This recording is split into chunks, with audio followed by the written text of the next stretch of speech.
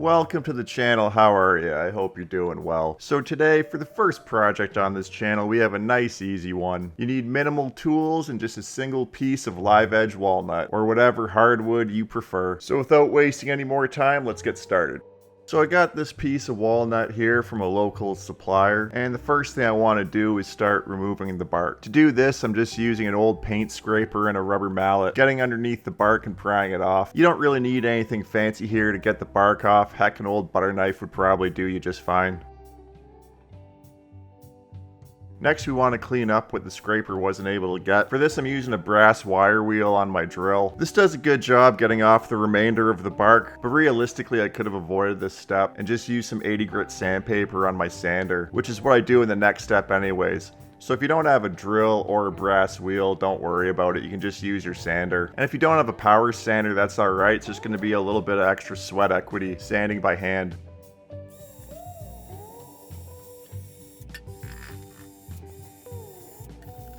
So as mentioned a moment ago, the next step is to take your power sander with some 80 grit sandpaper. This will clean up everything that the brass wire wheel had left behind, as well as get rid of any of the marks that the wire wheel has left behind. But again, you could realistically skip the step using the wire wheel and just go straight to your sander. And again, if you don't have a sander, there's nothing wrong with doing this by hand. It's just going to take you a little bit extra time. At the end of the day, power tools just make things easier, but they shouldn't be a limiting factor if there's a project you want to get accomplished.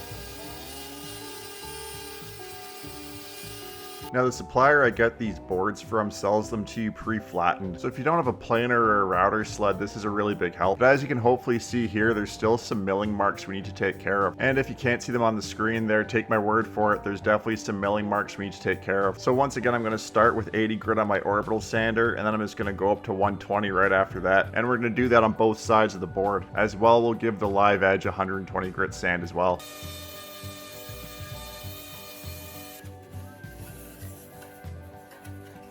Alright, so we got the board relatively smooth.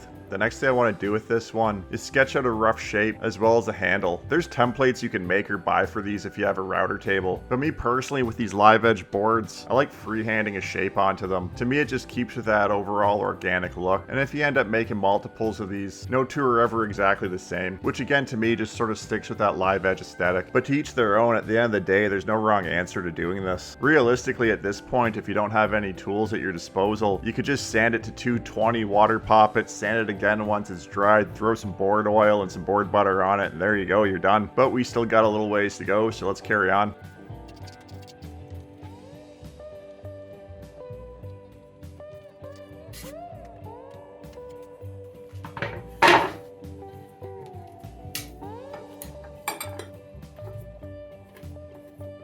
Alright, so now our board's about to take some shape here. I'm going to do all the cuts with my jigsaw. I suppose you could also use a squirrel saw or a bandsaw with a finer blade on it. This is definitely a beginner project, so if you're at all new to woodworking or using power tools in general, leave yourself a little bit of meat. We'll end up refining the shape as we go. For the center of the handle, I'm going to use a Forstner bit to remove the majority of the material, and then finish it off with the jigsaw.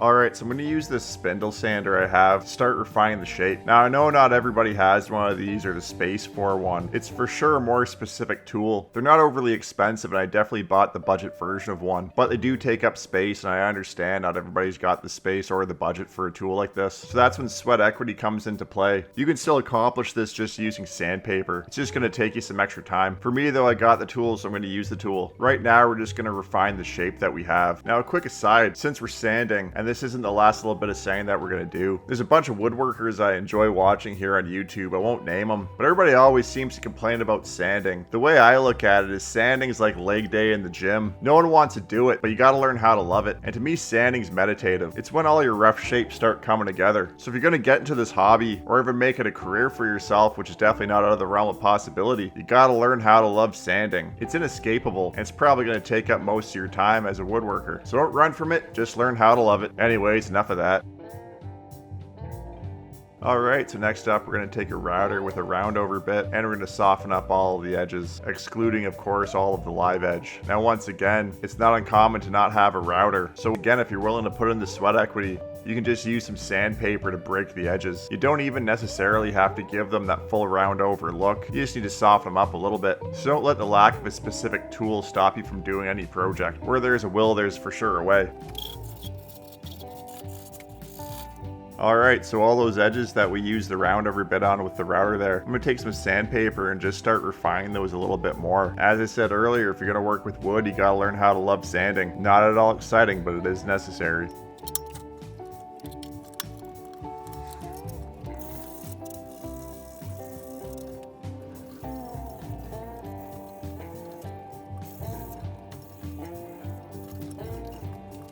Alright, so we've got everything sanded down to 220 grit. The next thing we want to do is called water popping. What you do here is you just spray your whole project down with some water. What this does is it raises the grain of your project. Then once everything's dry, you sand it with the last grit of sandpaper you use. So in this case, we're going to sand it with 220. Now, if you're wondering why you would do this, if you didn't, the first time you washed this board, it would feel very rough and maybe a little bit fuzzy. So by water popping your projects, the first time you have to go and wash your board, it'll make sure it stays nice and smooth. Alright, so the board's all dry now after the water pop. We're just going to sand her down again with the 220. Now when you're sanding after you do your water pop, it is important to sand using the last grit of sandpaper you used. So in this case, the last grit of sandpaper we used is 220. If the last grit you used was 400, 800, 150, that's the sandpaper you're going to use, alright?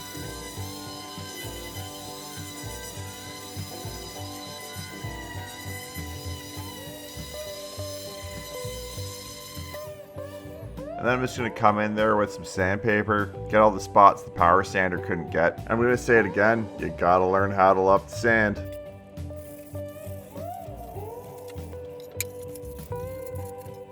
Alright, there we're in the home stretch. So we're going to make sure that we've cleaned off our board nice and good. Then what we're going to do is we're going to take some board oil. This is just food safe mineral oil. And we're going to give our board a nice liberal coating of that. Now I've seen some folks sink their boards into a bath of mineral oil. And this is all well and good, but the thing is, if you leave them in there too long, the board is going to absorb too much oil. And then what will happen is that oil will slowly start to leach out over time. Also, if you're only doing a couple boards at a time, sticking them into a bath of mineral oil is unnecessary. But at the end of the day, to each their own. If you have a method that's been working for you, you should do that method. This is woodworking, there's no wrong answers. Now after we've covered our board in the board oil, we're going to want to let that sit for at least 8 hours. I like to let it go overnight and just let all the oil soak in. Then once that's all said and done, you just come back with a clean cloth and wipe off all the excess.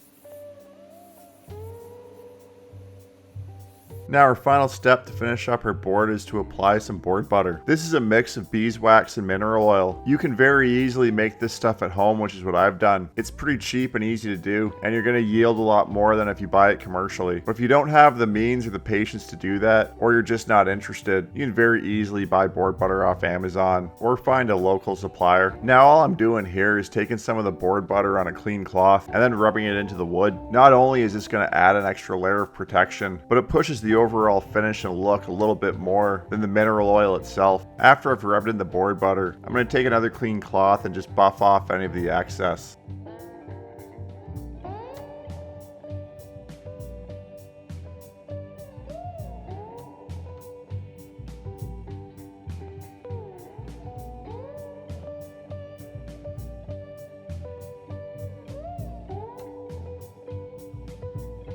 Anyways, there you are. We're all done. A real simple cutting board, charcuterie board, serving board, whatever you want to use it for. Anyways, if you made it this far, I hope you enjoyed the video for what it was, and I hope to see you in the next one.